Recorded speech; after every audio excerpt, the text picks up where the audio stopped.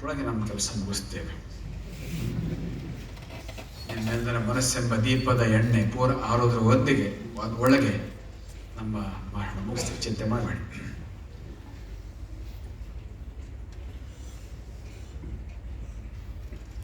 ತುಂಬ ಜನ ಅಧಿಕಾರದಲ್ಲಿ ಇರುವವರು ನಮ್ಮ ಹತ್ರ ಹೇಳ್ತಾರೆ,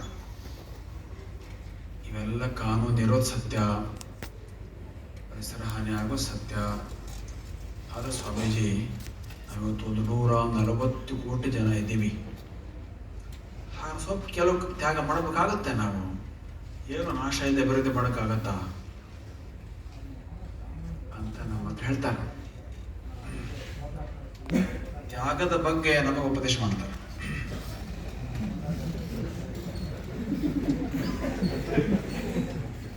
ನಮ್ಮ ದಾರಿ ಅದು. ತ್ಯಾಗೇನೈಕೆ ಅಮೃತತ್ವ ನಶು. ತ್ಯಾಗ ನಮಗೆ ಹೊಸತಲ್ಲ,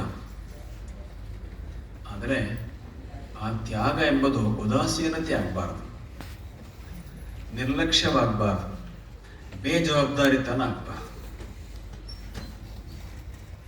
ಇವತ್ತು ಆ ರೀತಿಯ ಬೇಜವಾಬ್ದಾರಿತನದ ಒಂದು ತ್ಯಾಗವಾದರೆ ಮುಂದೆ 140 ಕೋಟಿ ಜನಕ್ಕೂ ಕೂಡ ಕಷ್ಟ ಖಂಡಿತವಾಗುತ್ತೆ. ಹಾಗಾಗಿ ವೈಜ್ಞಾನಿಕತೆಯ ಚಿಂತನೆ ನಾವು ಮಾಡಬೇಕು ಅಂತ ನಾವು ಪ್ರತಿಯೊಬ್ಬರಿಗೂ ಅದೇ ಉತ್ಸಾಹ ಕೊಡ್ತಾ ಬರ್ತಾ ಇದ್ದೀವಿ.